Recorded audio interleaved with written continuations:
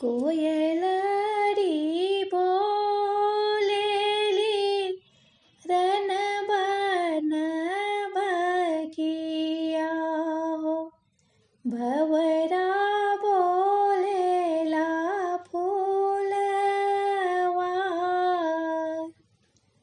भंवरा बोलेला फूलवा। कवन दुल्हा चलेले ससुर जी की गलिया हो। हाथे धनुष मुके पार।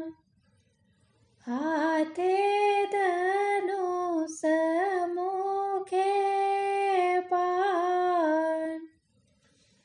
मोहितो से पूछिले दुल्हा कवन दुल्हा। कहवा बीतवल सारी रात। कहवा बीतवल सारी रात। दिनमा गवमनी अम्मा बाबा की बगिया हो। रतिया गवमनी ससुराल। रतिया बीतवनी ससुराल।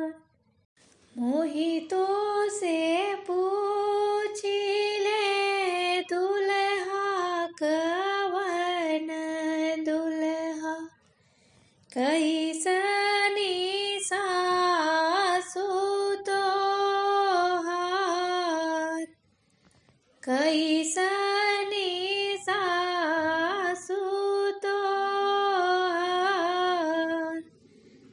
तोहरा से आले हो अम्मा सासु प्यारी हो। सारी रात आरती उतार। सारी रात आरती उतार। नवे महीना हो बाबू गर्भे में रखनी हो। 10वें में दूधवा पियाय। 10वें में दूधवा पियाय।